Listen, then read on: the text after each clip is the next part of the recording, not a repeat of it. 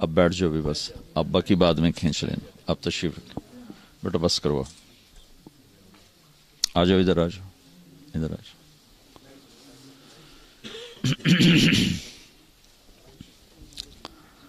بسم اللہ الرحمن الرحیم، والصلاة والسلام على سیدنا و مولانا محمد وعلى آلہ وصحبہ اجمعین، اما بعد۔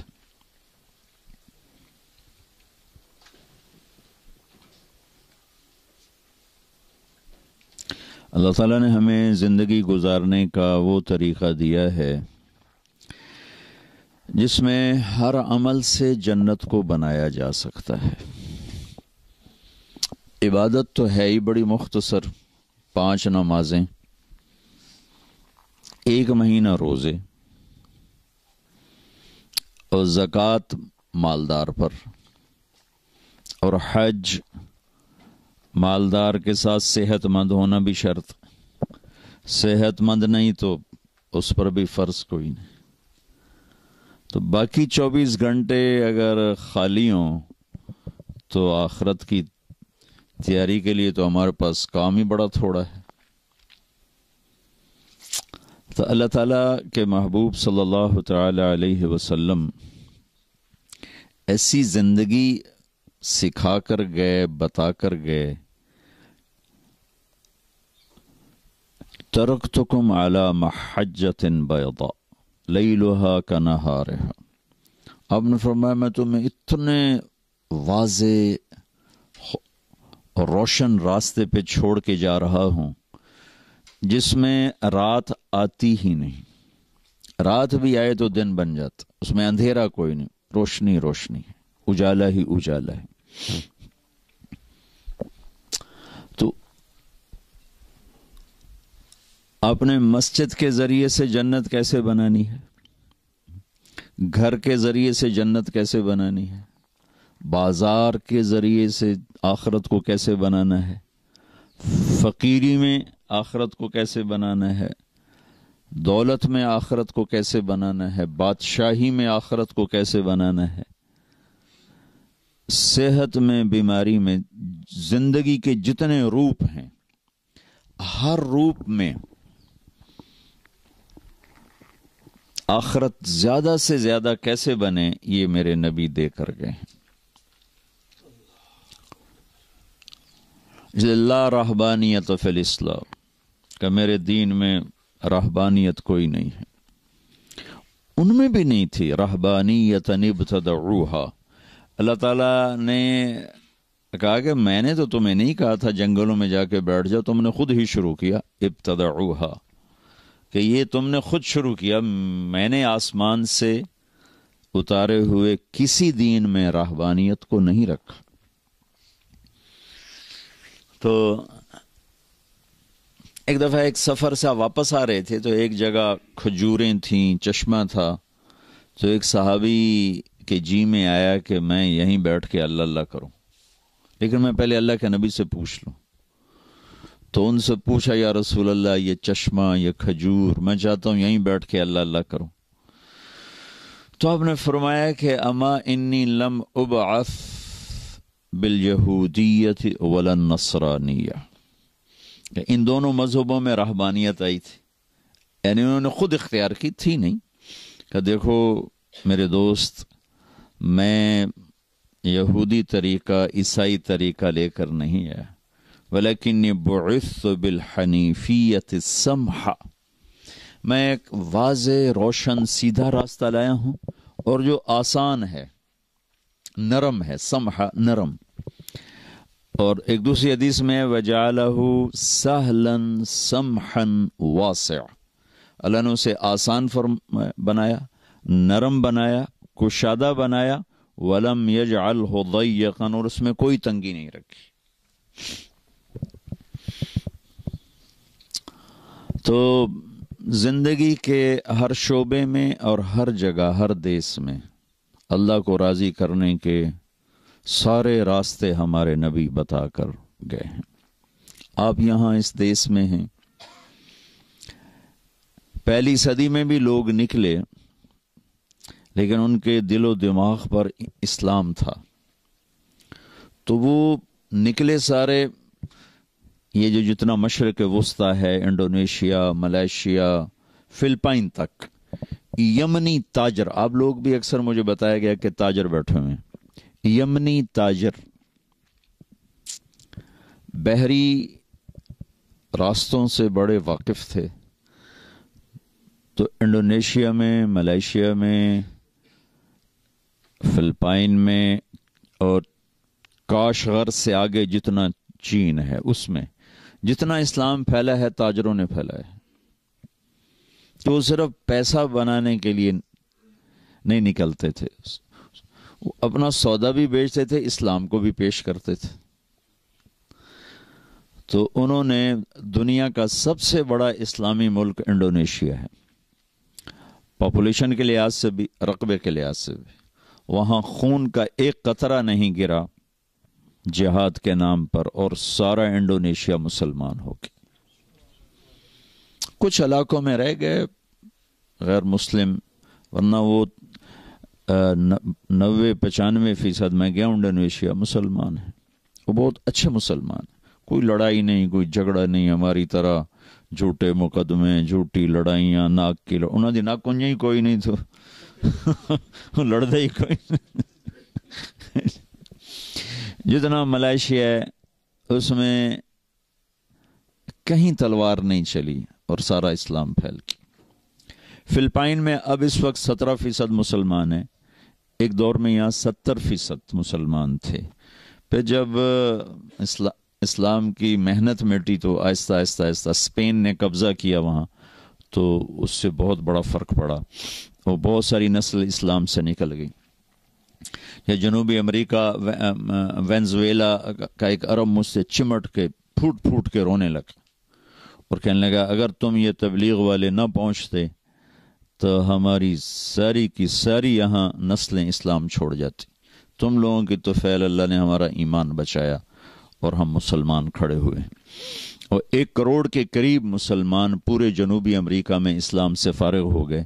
کسی نے ان کو تبلیغ نہیں کی، ان کو ماں باپ نے بتایا نہیں، صرف کمانے میں لگے رہے، کمانے میں لگے رہے، تو اگلی نسل جب وہ مرے تو اگلی نسلوں کو پتہ ہی نہیں تھا کہ ہم کون ہیں۔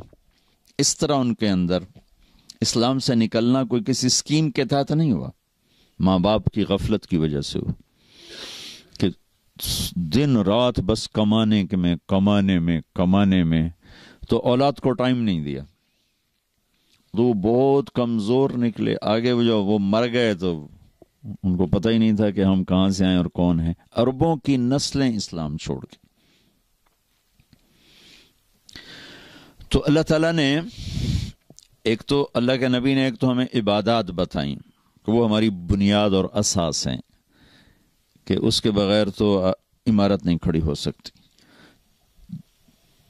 24 گھنٹے کی زندگی میں اگر آپ تجارت کر رہے ہیں تو سچائی اور دیانت اور امانت، التاجر الصدوق الامین، تجارت ہو، صداقت ہو اور امانت ہو، تو اللہ کے نبی نے کہا نبیوں کے ساتھ حشر ہوگا، مع النبیین والصدیقین والشہداء والصالحین۔ اس کی تجارت میں سچائی ہو، اس کی تجارت میں امانت ہو، اس کی تجارت میں دھوکہ نہ ہو، جھوٹ نہ ہو، اور حلال ہو، حرام نہ ہو۔ اور جب اللہ رزق دے تو زکوٰۃ دے، تو اس کا حشر اللہ نبیوں کے ساتھ فرمائیں گے۔ جو ٹاپ 10 صحابہ ہیں جن کو ایک مجلس میں جنت کی بشارت ملی، ابو بکر جنتی، عمر جنتی، عثمان جنتی، علی جنتی، زبیر جنتی، طلحہ جنتی، سعد بن ابی وقاص جنتی، ابو عبیدہ جنتی، عبد الرحمن بن عوف جنتی، سعید بن زید جنتی، یہ سارے بڑے بڑے لوگ تھے، ان میں کوئی چھوٹا آدمی نہیں، یعنی سارے قریشی ہیں۔ قریشی بڑا خاندان ہے، ساری دنیا کا سب سے بڑا خاندان قریش ہے، یہ سب قریشی ہیں، ان میں کسی اور قبیلے کا کوئی آدمی نہیں، سینکڑوں قبائل تھے عرب کے، صرف قریش میں سے ہیں۔ پھر یہ سارے بڑے سردار ہیں، کوئی چھوٹا آدمی نہیں۔ پھر یہ سارے تاجر تھے، کوئی مزدور پیشہ نہیں، کوئی ذمہ دار نہیں، کوئی مزدور نہیں، یا حکمران تھے یا تاجر تھے، ابو بکر، عمر، عثمان، علی، یہ اللہ نے ان کو حکومتیں عطا فرمائیں. سعد بن ابی وقاص، ابو عبیدہ، ان کو اللہ تعالیٰ نے گورنری عطا فرمائیں. طلحہ رضی اللہ تعالیٰ عنہ جب کہ کوئی اتنے وسائل نہیں تھے تو ان کے بحری جہاز چلتے تھے تجارت. عبد الرحمن بن عوف کے لیے اللہ کے نبی نے دعا کر دی تھی، اللہ تیری تجارت میں برکت دے، دعا کر دی تھی. تو جب ان کا انتقال ہوا تو 3 ارب 10 کروڑ 20 لاکھ دینار وراثت میں چھوڑے. اے تھوڑے کاغذ دے یورو نہیں، یہ تو ہمیں بنیا بے وقوف بنایا گیا، کاغذ پکڑا کے ہمیں سیٹھ بنا دیا. بلا کاغذاں دی کیڑی گل، ساڑے بڑے لگے جاؤ جتنے مرضی یورو لے لو. یورو پہ پاؤنڈ بھی پیا، ڈالر بھی پیا، یورو بھی پیا. کاغذ نہیں چھوڑا. 4.5 ماشے کا 1 دینار ہوتا تھا. 4.5 ماشے کا 1 دینار ہوتا تھا. جی کیا جی 25,000 ٹن تم نے حساب بھی کر لیا؟ بڑا حساب دان ہے بھائی. 25,000 ٹن کہہ رہے سونا بنتا ہے. اور وہ ٹاپ 10 آدمیوں میں سے ہیں، 10 بڑے آدمیوں میں سے ہیں.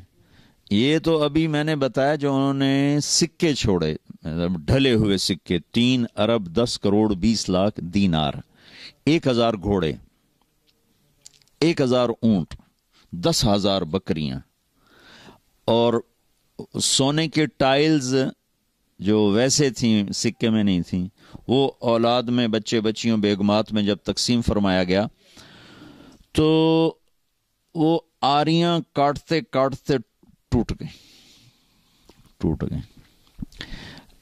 اور اللہ کے نبی نے ٹائٹل کیا دیا کہ عبد الرحمن تو رحمان کا تاجر ہے. اور عمر رضی اللہ تعالیٰ عنہ نے کتنا ان پر اعتماد کیا. جب ان کا انتقال کے قریب خنجر لگا تھا تو انہوں نے 6 آدمیوں کی شورا بنائی، 6 آدمیوں کی، کہ یہ مل کر میرے بعد خلیفہ چنیں گے. تو یہ فیصلہ فرمایا کہ 4 ایک طرف ہوں، 2 ایک طرف ہوں، 5 ایک طرف ہوں، 1 ایک طرف ہو، تو اکثریت پہ فیصلہ کر دیا جائے.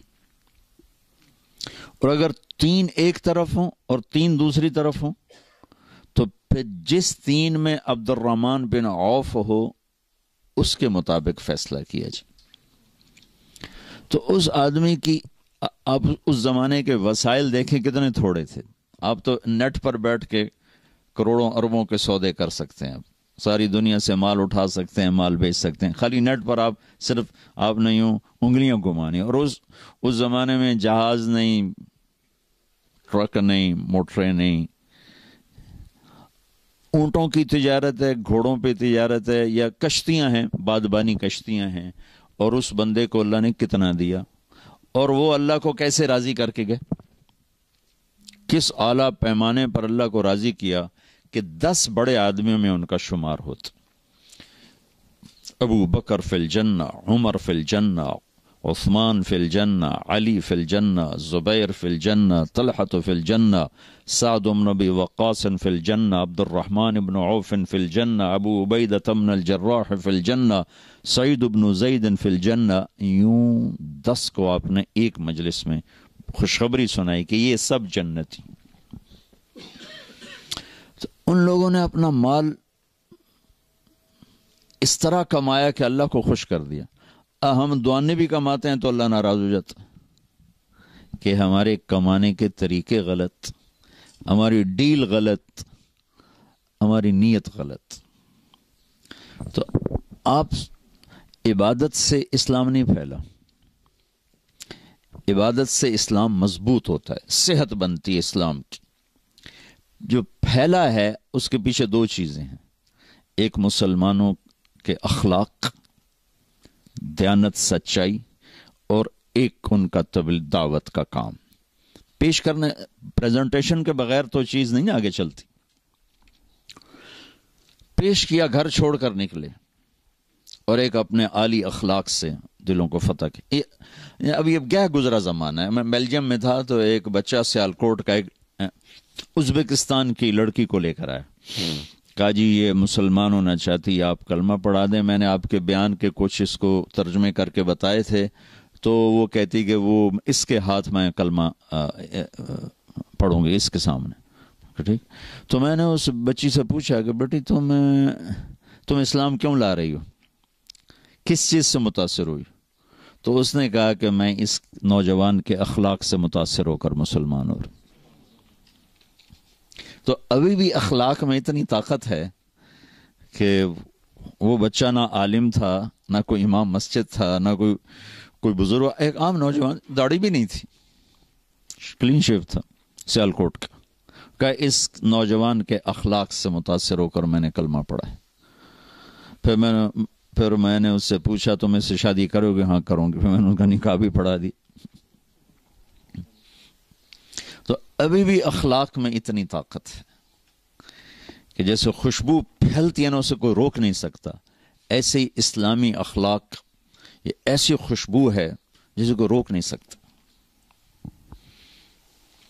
تو آپ بھائیوں کی خدمت میں گزارش ہے, آپ اور دنیا میں رہتے ہیں, اپنی اگلی نسلوں کو اسلام پر باقی رکھنا, خود اسلام پہ باقی رہنا, اور ان کے بھی اسلام میں آنے کے لیے سوچ بچار کرنا. اس کے لیے کوئی لمبے چوڑے وظیفے نہیں ہیں, صرف اپنے کردار کو ٹھیک کرنے کی ضرورت کہ آپ میں کوئی جھوٹ بولنے والا نہ ہو, کوئی دھوکہ دینے والا نہ ہو, اپنی تجارت کو غلط راستوں سے چلانے والا نہ ہو, کہ اسلام کے اصولوں پر تجارت قربان کرے, تجارت پہ اسلام کو قربان نہ کرے.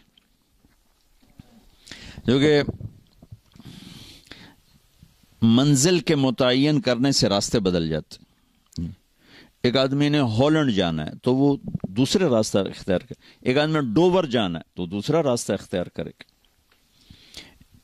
ایک آدمی نے پاکستان جانا ہے تو وہ اور کیریئر پر جائے گا, ایک نے امریکہ جانا ہے وہ دوسرے کیریئر پر جائے گا.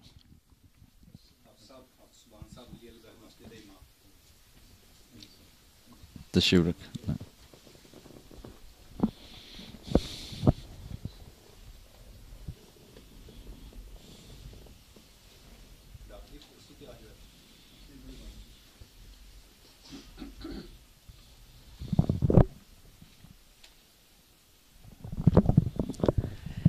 تو بھائیو, اپنی تجارت میں, اپنی معاشرت میں, اپنی زندگی میں اللہ کو اپنا مطلوب بنائیں کہ ہم اللہ کو راضی کریں گے, اور اللہ کی رضا کے لیے 24 گھنٹے کی زندگی کا ہر عمل جو اللہ کے رسول کا بتایا ہوا ہے وہ اللہ کو راضی کرنے کا سبب اور وسیلہ ہے اور ذریعہ ہے. اللہ کے نبی نے فرمایا ابتساموں کا فی وجہ اخی کا صدقہ, تو کسی کو مسکرا کے مل تو یہ بھی تیرے لیے آخرت کا ذخیرہ ہے. جس کو ہنس کے ملو کہ یہ صدقہ ہے, صدقہ. بیوی کے منہ میں نوالا دو اپنے ہاتھوں سے تو کہ یہ بھی تیرے لیے صدقہ ہے. بیوی سے حسن سلوک ہے, اگر بچوں سے بھی محبت فطری ہے, بیوی سے بھی محبت فطری ہے, لیکن اس میں کچھ عدم تربیت کی وجہ سے غصے اور انا اور رسم و رواج تو خلیج پیدا ہو جاتی ہے, اور یہ خوبصورت تعلق یہ بدصورت بن جاتا ہے. لیکن اگر ایک آدمی تھوڑا سا رعایت کر کے اپنے بیوی سے اچھا سلوک رکھتا ہے, اس کا دل نہیں دکھاتا, اس کو بے عزت نہیں کرتا, اس کو خوار نہیں کرتا, اس کو عزت دیتا ہے, اس میں کوئی کمی ہے تو اس کو برداشت کرتا ہے, تو میرے نبی نے فرمایا سب سے پہلے جو عمل انسان کے ترازو میں تولا جائے گا, سب سے پہلا عمل وہ بیوی سے سلوک تولا جائے گا.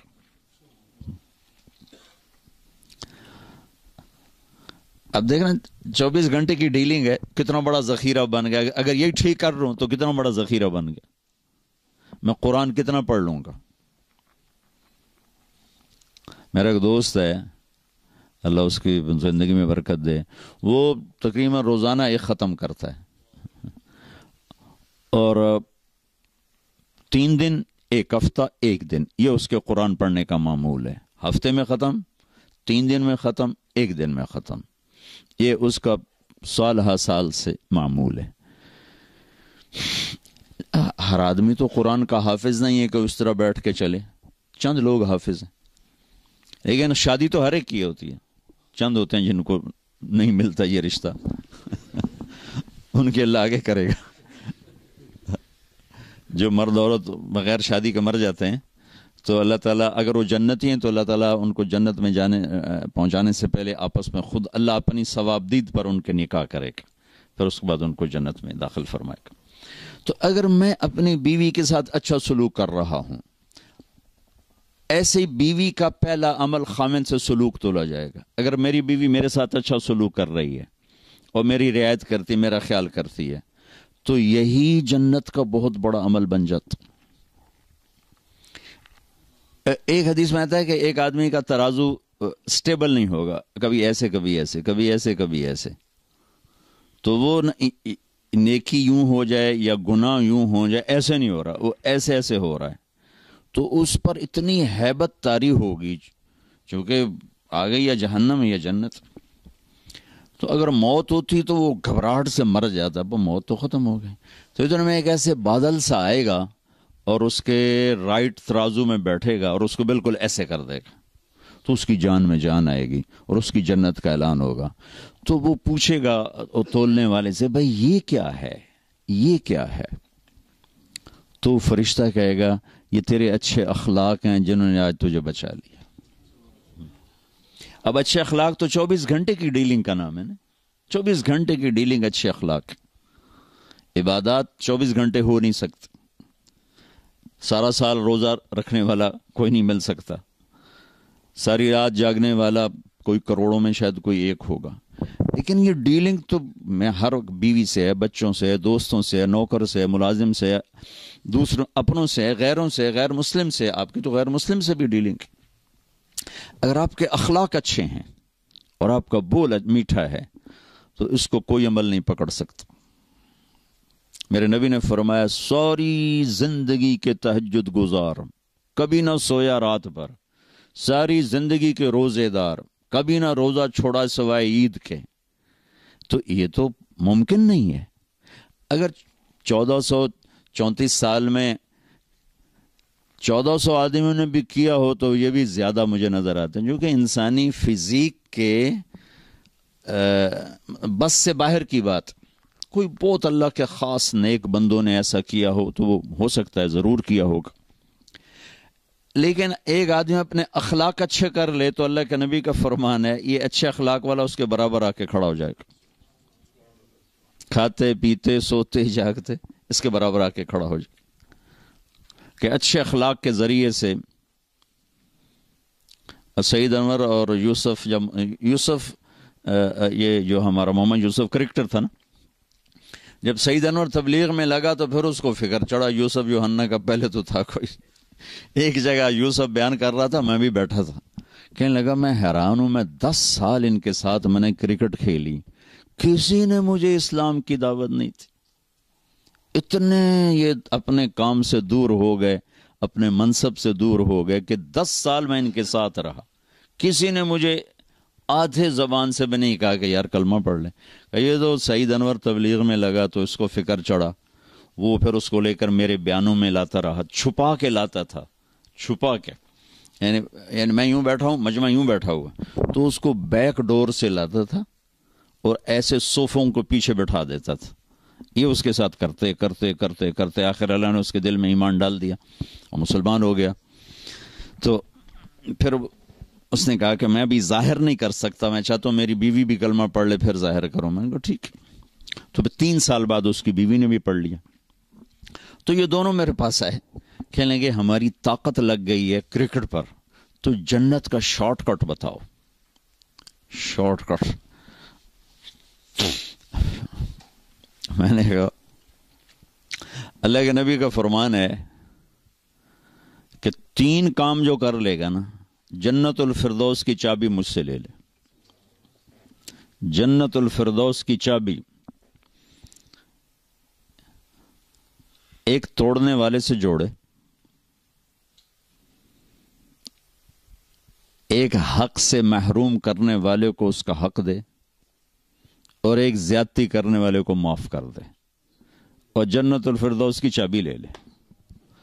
کہنے لگے تو اوکھے کام میں کوئی سوکھے دس.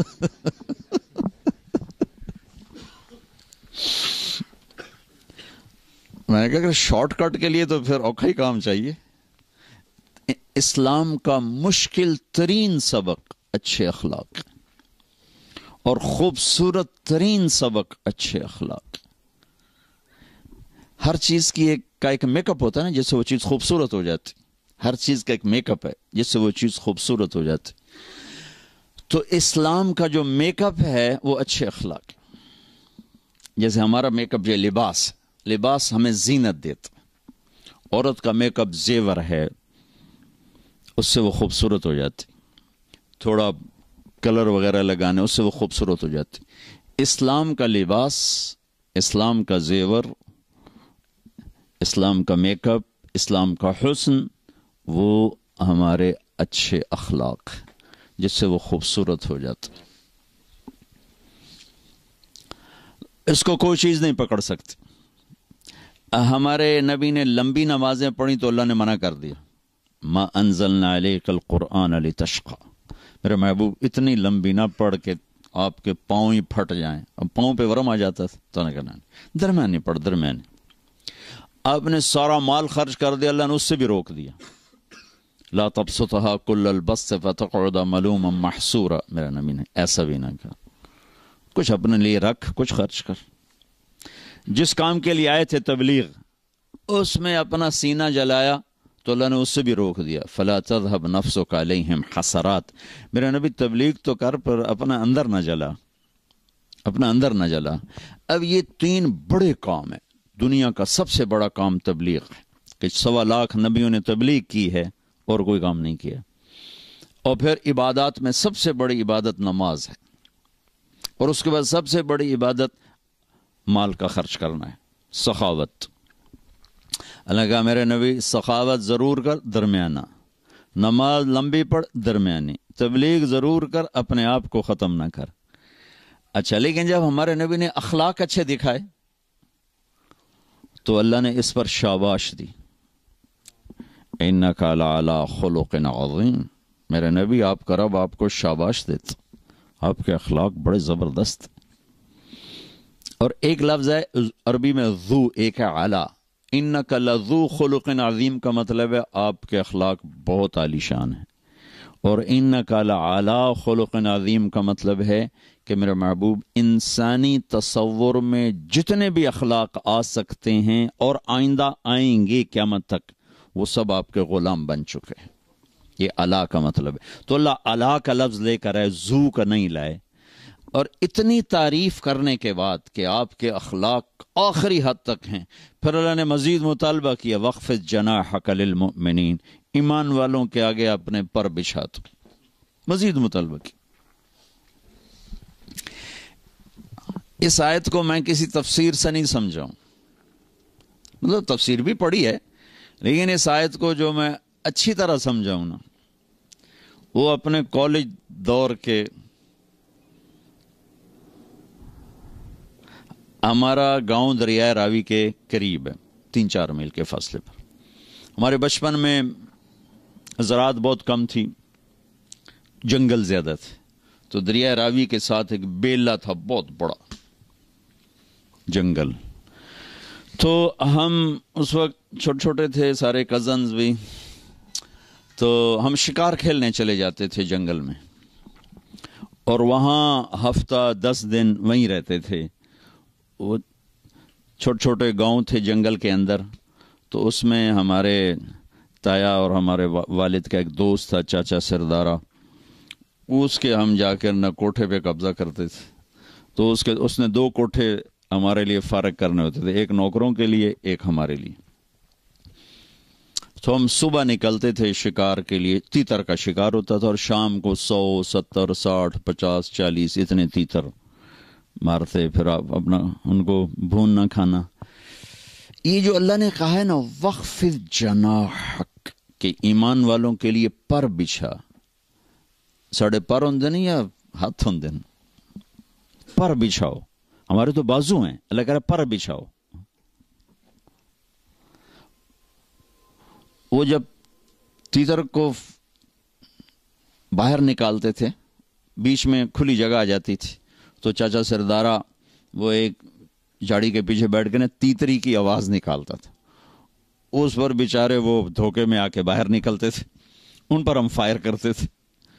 تو جو وہ LGS ہوتے تھے وہ چھوٹے چھوٹے چھرے, تو اس کو چھرے لگتے, تھوڑا سا اڑتا اور گرتا, گر کے اپنے پر یوں پھیلاتا تھا ایسے, ٹانگیں ادھر پر ادھر, گردن ادھر. اور یہ وہ زبان حال سے کہتا تھا کہ ہن بشک ذبح کر, ہن با میں بھن کے کھا تے با میں تل کے کھا, ہن میں تیرے وس پہ گیا. یہ تعبیر قرآن نے استعمال کی ہے یہاں کہ ایمان والوں کے آگے ایسے بچھ جاؤ کہ ان کی زیادتیاں بھی برداشت کرو, ان کی سختیاں بھی برداشت کرو, اور اجر اللہ پہ چھوڑ دو. اللہ تمہارا اجر کبھی ضائع نہیں کرے گا. قدردان ہے, قدردان ہے, قدردان ہے. آپ نے بنی اسرائیل کے ایک آدمی کا واقعہ سنایا کہ وہ اللہ کی بارگاہ میں پیش کیا گیا. فرشتوں نے کہا بھائی تیرے پاس کوئی نیکی ہے؟ وہ کہنے لگا کوئی نہیں. کہا بھائی تو سوچ کے بتا. کہنے لگا کوئی نہیں. خالی نہ نماز, نہ روزہ, نہ ذکر, نہ تلاوت. اب ایک کچھ کہنے لگا ہاں ایک ہے. میں تاجر تھا, جس سے لینا ہوتا تھا تو میں نوکروں سے کہتا تھا کہ انذر الموسر, بھائی پیسے لینے میں سختی نہ کیا کرو, جو جب دے دے لے لیا کرو, تنگ نہ کیا کرو, جو جب دے دے دے دیا کرو, جو دے سکتا ہے. وَتَجَاوَزُوا عَنِ الْمُعْسِرِ, اور جو دینے کے قابل نہیں رہا تو میں کہتا تھا معاف کر دو. کہا اے ایک نیکی ہے جو تسی سمجھو, باقی میرے پلے کھ نہیں. تو اس کا کیس اللہ کے سامنے لگا. تو فرشتوں نے کہا یا اللہ اس کا صحیفہ خالی ہے, یہ ایک بات بتاتا ہے. تو اللہ تعالیٰ نے فرمایا میرے بندے کیا ہے تیرے پاس؟ تو اس نے کہا یا اللہ میں ویسے تو خالی ہوں, بس میں تاجر تھا, تو جن سے پیسے لینے ہوتے تھے اور وہ دے سکتے تھے تو ان کو تنگ نہیں کرتا تھا کہ دو تو دو, وعدہ آ گیا, وعدہ آ گیا, ڈھیل دیتا تھا. اور جو دینے کے قابل نہیں رہتے تھے ان کو میں معاف کر دیتا تھا. تو اللہ تعالیٰ فرمائیں گے میرے بندے تو میرے بندوں کو معاف کرتا رہا, چل میں بھی تجھے آج معاف کرتا ہوں. جا. حسن سلوک اتنی بڑی دولت بھائیو, دنیا پھری ہے, 6 بر اعظم کئی دفعہ پھرنے کا موقع ملا ہے. عبادت والے کروڑوں ہیں, علم والے کروڑوں ہیں, حج عمرے والے کروڑوں ہیں, ذکر تلاوت والے کروڑوں ہیں, روزے والے کروڑوں ہیں, اخلاق والے کروڑ اکٹھے کروں تو ایک بھی نہیں ملتا. دکھ سے کہہ رہا ہوں, 10 کروڑ میں شاید میں 10 بھی نہ نکال سکوں جو توڑنے والے سے جوڑتے ہوں, جو زیادتی کرنے والے کو معاف کرتے ہوں, جو نہ دینے والے کو دیتے ہوں. یہ اخلاق کا معیار اللہ کے نبی نے بیان فرمایا. کہ آپ نے کہا ابو ہریرہ اپنے اخلاق تو اچھے کر. کہ یا رسول اللہ وہ کیا ہیں؟ تو جو میں نے پہلے آپ کو حدیث میں کہا, تصل من قطعک, توڑنے والے سے جوڑ, وتعطی من حرمک, جو نہیں دیتا اس کو دے, وتعفو عن من ظلمک, جو زیادتی کرتا معاف کرتا. کئی عالی اخلاق ہیں, یہ کر, یہ جنت نہیں جنت الفردوس اے چابی. تو بھائیو اسلامی اخلاق کے ساتھ زندگی گزارو, اپنی تجارت میں سچائی لاؤ, دیانتداری لاؤ, صدق و امانت لاؤ, لین دین میں کھڑے ہو, جس کا دینا ہے وقت پہ دو, جس سے لینا ہے محبت سے اس سے ڈیمانڈ اور مطالبہ کرو, بے عزت نہ کرو. دیکھو میں وہاں چونکہ ساری تجارت دنیا میں ادھار پہ چلی گئی ہے, تو وہاں فیصل آباد کا ایک بازار ہے, سوتر منڈی, جہاں اربوں کے کاروبار روزانہ ہوتے. تو روزانہ سر پاٹ رین, گریبان پاٹ رین, تیری ماں تے, تیری فلانی تے, تیری فلانی. تو میں نے ایک دفعہ ان کو جمع کیا, میں نے کہا دیکھو بھائی یا ادھار دینا چھوڑ دو, تمہارا ظرف نہیں ہے تو ادھار دینا بند کر دو. اگر ادھار دینا ہے تو پھر یہ گالیاں دینا چھوڑ دو، ورنہ تمہارا گھاٹا زیادہ ہے۔ 10 کروڑ 10 ارب کیا پوری دنیا بھی ایک آدمی تمہاری نگل گیا ہے تو پکڑا جائے گا قیامت کے دن، لیکن تم نے ماں بیٹی کی گالی دے دی تو جرم تیرا بھی گھٹ کوئی نہیں، کیونکہ ماں بیٹی کی گالی دینا اللہ کے عرش کو ہلا دیتا ہے۔ تو بھائیو آپ سے گزارش ہے اچھے اخلاق کے ساتھ یہاں زندگی گزارو،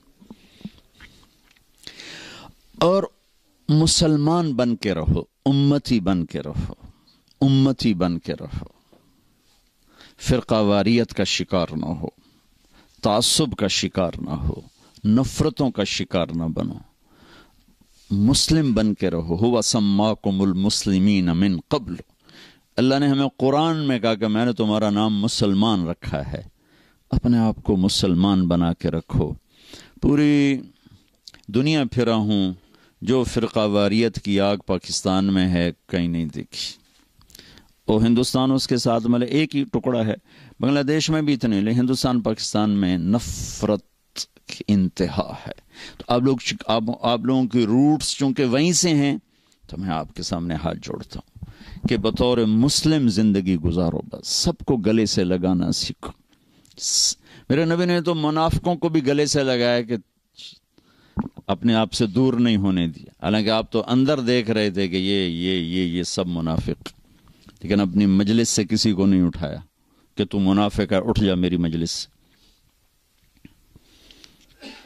کسی کو بتایا نہیں سوائے حضرت حذیفہ کے، وہ بھی اس لیے بتایا کہ کل کو کوئی نقصان ہونے لگے تو ایک آدمی کو پتہ ہو کہ بھئی یہ آدمی ٹھیک نہیں، کسی کو خبر نہیں دی۔ ایک منافق سردار تھے زید، وہ آ کر کہنے لگے یا رسول اللہ، ایمان یہاں ہے کفر یہاں ہے، ایمان لاتا ہوں، میرے لیے دعا کر دے۔ تو آپ نے اس کے یہاں ہاتھ رکھا کہ اللہ اس کی زبان کو سچا کر دے، دل کو صاف کر دے، اس ایمان سے سینہ بھر دے۔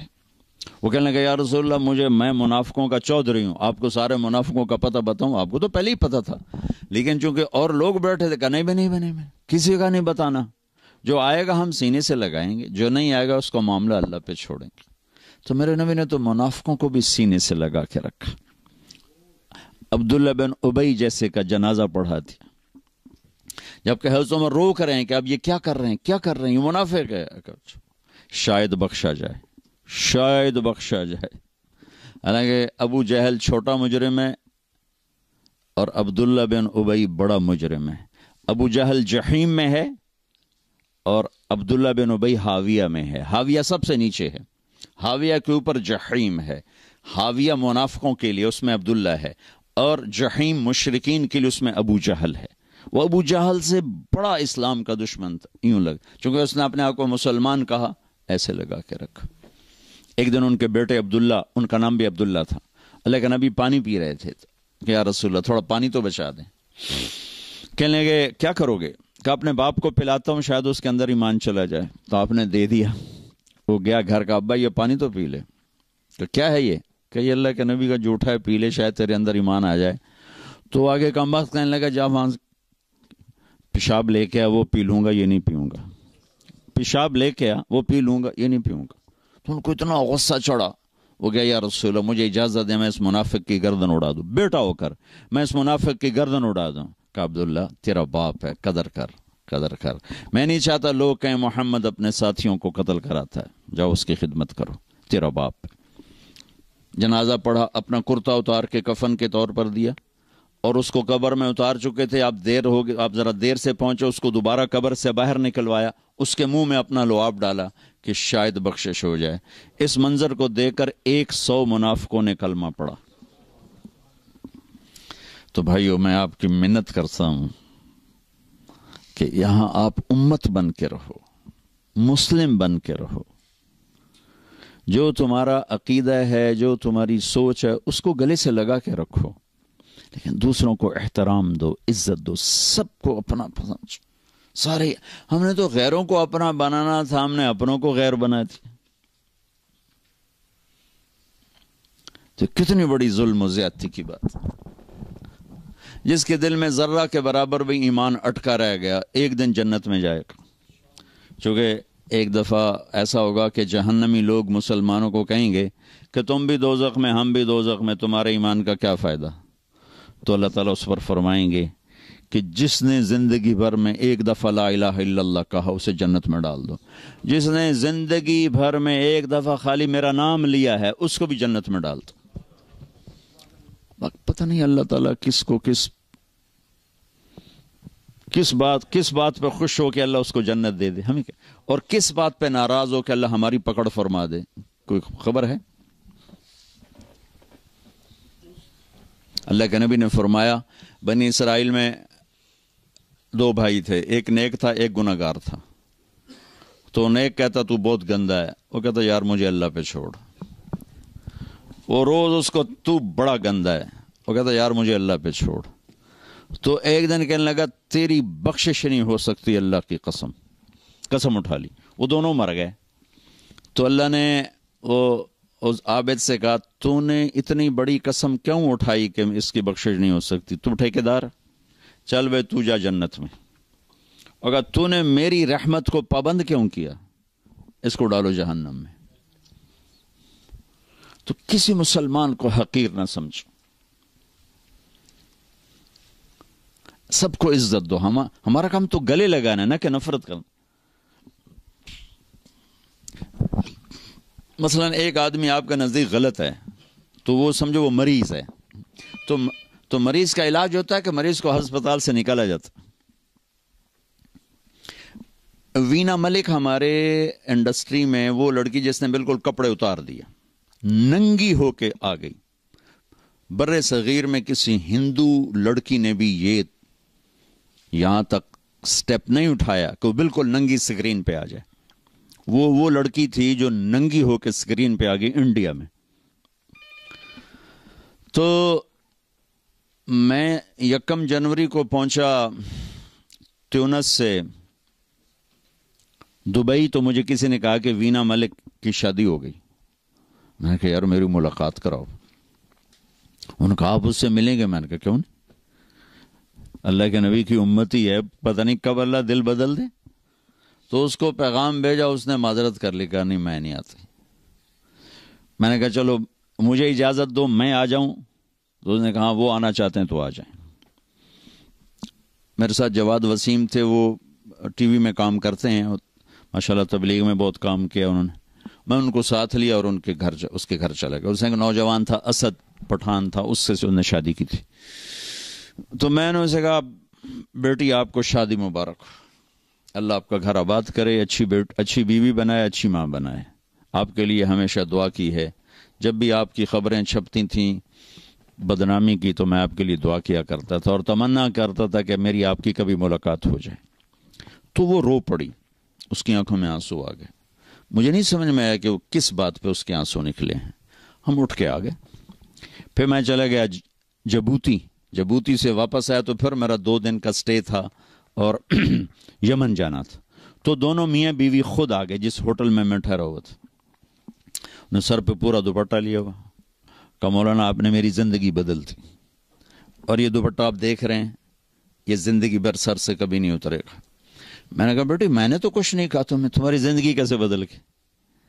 کہا یہ میرا خامند بیٹھا ہے، میں نے اس کے ساتھ یہ ایگریمنٹ کیا تھا کہ شادی کر رہی ہوں فلم نہیں چھوڑوں گی۔ 6 فلمیں سائن کی ہوئی تھی، ابھی بھی اس سال 6 فلمیں سائن کی ہوئی تھیں۔ کہا میں نے اسے کہا تھا میں شادی تو کر رہی ہوں فلمیں نہیں چھوڑوں گی، لیکن میں نے کہا تو تیرا ارادہ کیسے بدل گیا؟ کہا آپ نے مجھے بیٹی کہا، آپ جیسا میرے جیسے کوئی بیٹی کہہ سکتا ہے؟ مجھے تو ماں باپ بیٹی کہنے کو تیار نہیں، تو آپ نے مجھے بیٹی کہا، مجھے عزت دی، میرا دل پگھل گیا۔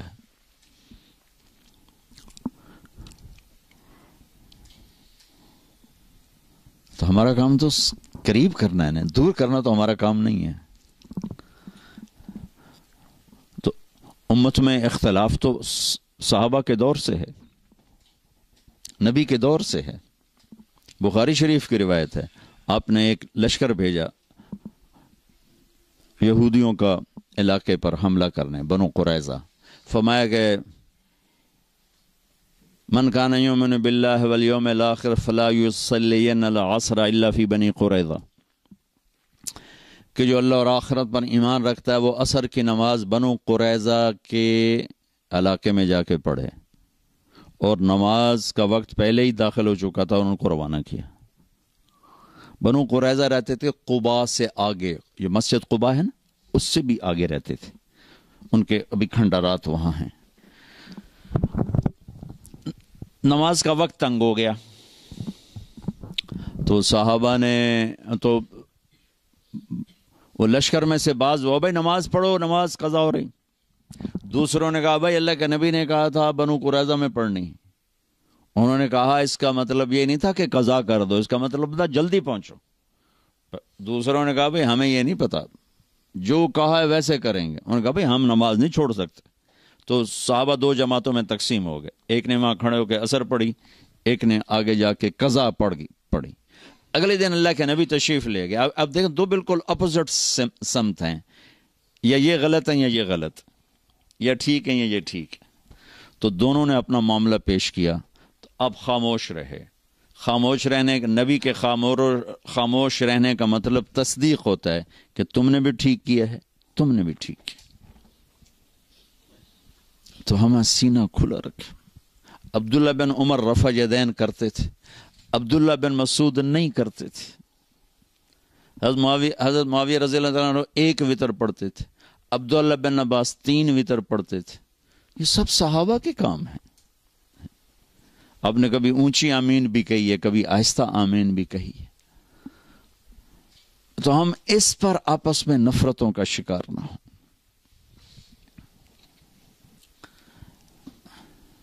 ہماری جماعت آ رہی تھی تو ایک جگہ نماز کے لیے رکے، مغرب کی نماز تھی، تو امام صاحب نماز پڑھا رہے تھے، تو پیچھے کوئی اہل حدیث بھائی تھے، انہوں نے زور سے آمین کہی۔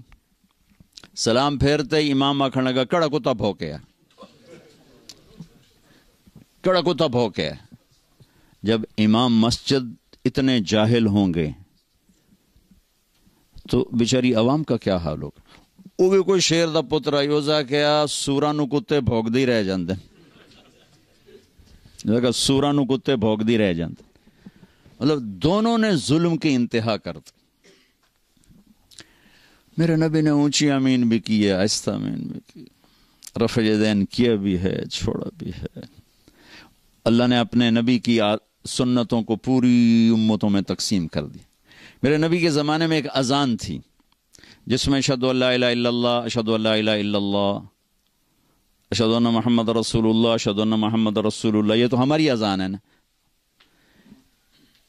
ابو محذورہ اللہ کے نبی کی موجودگی میں ایک اذان دیتے تھے، اشہدو ان لا الہ الا اللہ، اشہدو ان لا الہ الا اللہ، اشہدو ان محمد رسول اللہ، اشہدو ان محمد رسول اللہ، اشہدو ان لا الہ الا اللہ، اشہدو ان لا الہ الا اللہ، اشہدو ان محمد رسول اللہ، اشہدو ان محمد رسول اللہ، 4 دفعہ کہتے تھے۔ مکے میں اذان ہوتی تھی۔ تو میں یہ بات کہا کرتا تھا کہ اللہ اپنے نبی کی ہر سنت کو زندہ رکھے ہوئے ہے۔ جس کام کو آپ نے زندگی میں ایک دفعہ کیا اور چھوڑ دیا وہ بھی کہیں نہ کہیں زندہ ہے۔ تو یہ اذان مجھے کہیں نہیں نظر آئی، نہ کہیں سنی۔ خیال آتا تھا یار اے اذان کدی نہیں سنی۔ ابھی میں جب موریتانیہ گیا، موریتانیہ، تو وہاں میں نے اذان سنی تو یہ اذان تھی 4 دفعہ۔ تو چونکہ فجر کا وقت تھا تو کبھی کبھی حرم شریف میں بھی تہجد کی نماز میں یہ اذان ہوتی ہے۔ میں نے سمجھا شاید یہ وہی تہجد والا قصہ ہے، لیکن جب ظہر کی اذان بھی ویسی ہوئی، عصر کی بھی ہوئی، مغرب کی بھی، پھر میں نے پوچھا، میں کہ یار اے تھوڑی اذان کیویں ایویں ہی ہے سارا سال ہے؟ انہوں نے کہا ہم یہی اذان دیتے ہیں۔ میں نے کہا واہ میرے مالک، آج میری بات پر تو نے مہر لگا دی کہ میں یہ کہا کرتا تھا کہ اللہ نے اپنے نبی کی ہر ادا کو زندہ رکھنا ہے۔ کوئی کہیں پر زندہ ہے، کوئی کہیں پر زندہ ہے، کوئی کہیں پر زندہ ہے، کوئی کہیں پر زندہ ہے۔ تو بھائیو امت بن کے رہو، مسلمان بن کے رہو، آپس میں نفرتوں کا شکار نہ ہو، تو آپ کی پریزنٹیشن بہت زبردست ہو جائے گی۔ پریزنٹیشن پر لوگ کتنے پیسے خرچ کرتے؟ میں روڈ پہ رکا، ایک میڈیسن لینی تھی بالکل سستی سی، تو ادھر میڈیکل سٹور تھا جہاں میری گاڑی روکی، تو میں نے بھیجا، میں نے کہا یار دوائی لو۔ پھر میری نظر ادھر پڑی تو ایک بڑا خوبصورت میڈیکل سٹور تھا، اس میں لائٹیں جل رہی تھیں، شیشے لگے تھے۔ میں کہا یار ادیا میں نے ادو نہ لے ادو جا کے لے۔ عام میڈیسن تھی، مطلب کوئی ایسی نہیں جس میں کوئی ہیرا پھیری کیا ہو، مہنگی دوائی تھی، 15-20 روپے کا پتہ. صرف اس کی جو پریزنٹیشن تھی نا، اس نے میرے 20 روپے ادھر لگوا دیے. تو ہم اسلام کو خوبصورت پیش کریں، اسلام پر دھبا نہ بنے، اس کو اتنا خوبصورت کر کے پیش کرو کہ لوگ آپ کی تجارت سے مسلمان ہوں، آپ کے بول سے مسلمان ہوں، آپ کے آپس کے سلوک سے مسلمان ہوں، آپ کی آپس کی محبت سے مسلمان ہوں. تو یہ گزارشات ہیں، لیکن یہ چیز سیکھنے سے آتی ہے، ایسے تھوڑی آتی. تبلیغ کا کام اس وقت دنیا میں صدیوں کے بعد ایک ایسی محنت زندہ ہوئی ہے جس نے اسلام کو بطور اسلام پیش کیا ہے اور دین کو بطور دین پیش کیا ہے، اور نفرت کا ایلیمنٹ کوئی نہیں، تعصب کا ایلیمنٹ کوئی نہیں. بروں کو بھی سینے سے لگانا سیکھا ہے، غیروں کو بھی اپنے سینے سے لگانا سیکھا ہے. تو اللہ کا فضل و کرم سے کتنے لوگوں کی زندگیاں بدل رہی ہیں. تو آپ سے گزارش ہے، ایک فرائض میں نماز نہ چھوڑیں، جہاں بھی ہو نماز کا اہتمام فرمائیں. کمائیوں میں حرام نہ ہو، حلال ہو، جھوٹ نہ ہو، بددیانتی نہ ہو، خیانت نہ ہو، دھوکہ نہ ہو، فراڈ نہ ہو. اور رزق ہو تو زکوٰۃ پہ زکوٰۃ دو. اور آپ کی نسلوں نے یہاں رہنا ہے، اللہ کے واسطے ان کے لیے اسکول بناؤ، ان کے لیے مسجدیں بناؤ، ان کے لیے مدرسے بناؤ. اگلی نسل کے لیے سوچو کہ ہم ان کو کچھ دے کر جائیں. کل میرا جہاں بیان تھا، اتنا بڑا اسکول انہوں نے بنایا ہوا تھا، وہاں بچے ان کی عربی زبان سیکھ رہے تھے. اپنے بچوں کو عربی سکھا رہے ہیں، اپنے بچوں کو اردو سکھاؤ، اپنے گھروں میں اپنی زبان بولو تاکہ ان کو اپنی ثقافت یاد رہے. اور اپنے اسکول بناؤ جس میں اردو ان کو سکھاؤ. فرینچ تو ان کو خود ہی آ جائے گی. اپنی زبان گھر میں بولو، اردو ان کو اسکولوں میں سکھاؤ کہ ہمارے دین کی زبان اردو ہے، تو ان کو اردو آئے، ورنہ اگلی نسل کو یہاں پتہ ہی نہیں ہوگا. پاکستان میں مال خرچ کرنے کے بجائے یہاں خرچ کرو. اگر آپ کے بچے یہاں ہیں، آپ کے پاسپورٹ یہاں کے ہیں، تو اب یہ آپ کا ملک ہے. یہاں جتنے لوگ باہر پیسے کما رہے ہیں، ان کا پیسہ پیچھے یا کوٹھیوں پہ لگ رہا ہے، یا شادیوں پہ لگ رہا ہے، یا سیاست پہ لگ رہا ہے، یا لڑائیوں پہ لگ رہا ہے. یہ 4 چیزوں میں ان کا پیسہ ضائع ہو رہا ہے. اور بیچارے ہمارے کچھ عزیز تھے، ساری زندگی کمایا انہوں نے، ڈنمارک میں تھے. جتنا کماتے ماں پیو اتنا بے رحمی سے انہوں نے ان کا پیسہ برباد کیا رشتہ داروں نے، کہ وہ آج بھی فقیر ہیں. وہ ایزی کم ایزی گو ہوتا ہے. آپ لوگ محنت سے کماتے ہو، اس کو سوچو کہ صحیح طریقے سے خرچ کیا جائے. 6 کنال کے گھر میں نے میرپور میں بنے دیکھے ہیں، کھوتے اندر بنے ہوئے، گائے مجھی اندر بنی ہوئی ہیں، چونکہ خود تو رہتے ہیں انگلینڈ میں. تو اس گھر کا ان کو نفع کیا ہے؟ ان کی نسلوں نے تو وہاں جا کے نہیں رہنا ہے. وہاں جائیدادیں بناتے ہیں، پیچھے قبضے ہو جاتے. میرا ماموں کا بیٹا ادھر رہتا ہے لندن، اور جتنی اس نے وہاں خریدی تھی ساری پہ قبضہ ہو گیا. میں کہا ہوں تو چھڑا کے وکھا پاکستان دیاں دالتن، تیری اگلی نسل بھی نہ چھڑا سکے. وکیل بادشاہ ایڈا طاقتور ہے، ایک گھنڈی پاوے گا 1 سال ٹپا دے گا، اگلے سال 2 ہی گھنڈی پاوے گا 1 سال اور ٹپا دے گا. تو یہاں پیسہ خرچ کرو، مسجدیں بناؤ اچھی بڑی بڑی، اسکول بناؤ اچھے، یہاں مال خرچ کرو. ہاں تمہارے وہاں غریب رشتہ دار ہیں، ان پہ خرچ کرو، والدین ادھر ہیں، ان پہ خرچ کرو. لیکن ایسے جائیدادیں خریدنا، اگر نسلیں یہاں ہیں، پاسپورٹ یہاں ہے، تو پیچھے جائیدادیں نہ بناؤ، یہاں بناؤ. یہاں ان کے لیے پروگرام دے کر جاؤ، یا ان کے لیے مساجد دے کر جاؤ، یا ان کے لیے اسکول دے کر جاؤ، یہاں ان کے لیے مدرسے دے کر جاؤ، تاکہ اگلی نسل کے پاس اسلام کو لینے کا راستہ تو ہو. ماشاءاللہ انگلینڈ میں جا کر دیکھو انہوں نے کیسے اسکولوں کے جال بچھا دیے، مدرسوں کے جال بچھا دی.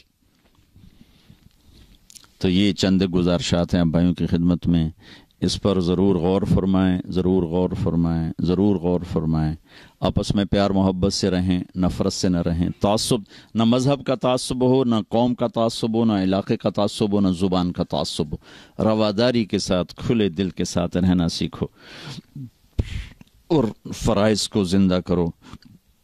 یہ سب کام آسان ہو جائے گا اگر آپ صرف ایک ویکنڈ تبلیغ میں لگانا شروع کر دیں. صرف ایک ویکنڈ، زیادہ نہیں، ایک ویکنڈ تبلیغ میں جانا شروع کر دیں تو انشاءاللہ پوری زندگی بدل جائے گی. تو نیت کرتے ہیں، کریں گے نا انشاءاللہ اس کے سارے بھائی. اللہ آپ کو بہت بہت جزائے خیر عطا فرمائے. آپ کے آنے کی بہت خوشی ہوئی. اس دفعہ ان بھائیوں نے ایک مسجد میں کیا تھا، وہ اتنی بڑی مسجد تھی، اس کے نیچے بھی ہال تھا، اوپر بھی تھا، سارا بھر چکا تھا، نیچے بھی اوپر بھی، اس سے اوپر بھی تھا، وہ سارا بھر چکا تھا. بہت خوشی ہوئی، بہت خوشی ہوئی. یہ ذوق و شوق جذبہ اللہ تعالیٰ مزید بڑھائے، آپ کو یہاں مزید ہمت عطا فرمائے. اللہ تعالیٰ آپ کو کشادہ رزق دے تاکہ آپ اسلام پہ خرچ کریں، بچوں کے لیے خرچ کریں. اگر آپ کی کمائیوں میں حلال ہوگا تو انشاءاللہ بڑھتا رہے گا، سچائی ہوگی تو بڑھتا رہے گا، دیانتداری ہوگی تو انشاءاللہ بڑھتا رہے گا. اس میں کوئی گھاٹا بھی آئے گا تو انشاءاللہ وہ پلس ہی ہے، مائنس نہیں ہے، چونکہ اللہ اس کے رسول کی اطاعت اور اس کی رضامندی میں ہے. اللہ تعالیٰ آپ سب بھائیوں کا نام قبول فرمائے، اور یہ اس طرح اللہ ہمیں جمع کرتا رہے، ہم آتے رہیں. کبھی کبھی آنا ہوتا ہے، ویزے کے بھی بڑے مسائل ہوتے ہیں، تو جب مل جاتا ہے تو میری کوشش ہوتی ہے کہ میرا کوئی سفر ہو جائے، بھائیوں سے دوستوں سے ملاقات ہو جائے. آپ کے آنے کا بہت بہت شکریہ، بہت بہت مہربانی. اللہم لک الحمد کما انت اہلہ، فصلی علی محمد کما انت اہلہ، وفعل بنا ما انت اہلہ، انک اہل التقوی و اہل المغفرہ. ربنا آتنا فی الدنیا حسنہ وفی الآخرۃ حسنۃ وقنا عذاب النار. یا اللہ ہمارے ان سارے بھائیوں کو قبول فرما، ہم سب کو قبول فرما، ان کو، ان کی نسلوں کو، اولادوں کو، بچوں کو، بچیوں کو اسلامی زندگی سے آراستہ فرما، تقوی کا زیور عطا فرما، آپس میں محبت نصیب فرما. یا اللہ امت بن کے رہنے والا بنا، ہمیں تعصب سے بچا، نفرتوں سے بچا، عداوتوں سے بچا. یا اللہ الفت و محبت کی فضا قائم فرما. ان سب بھائیوں کو کشادہ بابرکت رزق عطا فرما. یا اللہ انہیں خرچ کرنے والا ہاتھ دے، یا اللہ مانگنے والا ہاتھ نہ، دینے والا ہاتھ بنا. یا اللہ یہاں ان ہماری نسلوں کے لیے اسکول، مدرسے، کالج، یونیورسٹیاں مسلمان بنانے والے بنے، ان کو اتنے اسباب عطا فرما. یہ ان کو یہاں اسلام کے پھیلنے کا ذریعہ بنا، سچائی والا بنا، صدق والا بنا، امانت والا بنا، دیانت والا بنا. یا اللہ، یا اللہ، یا اللہ ان ساری جو ہماری نسلیں یہاں ضائع ہو گئیں اور اس گندے ماحول کا شکار ہو گئیں، وہ ہمیں واپس لوٹا دے، وہ ہمیں واپس لوٹا دے، وہ ہمیں واپس لوٹا دے. جو ہمیں بیمار ہیں صحت دے دے، جو تنگی کا شکار ہیں فراخی عطا فرما دے. جو ہم میں سے آگے چلے گئے ان کے درجے بلند فرما. جب ہم جانے لگیں تو ایمان پہ خاتمہ نصیب فرما. وصلی اللہ تعالی علی النبی الکریم. آمین.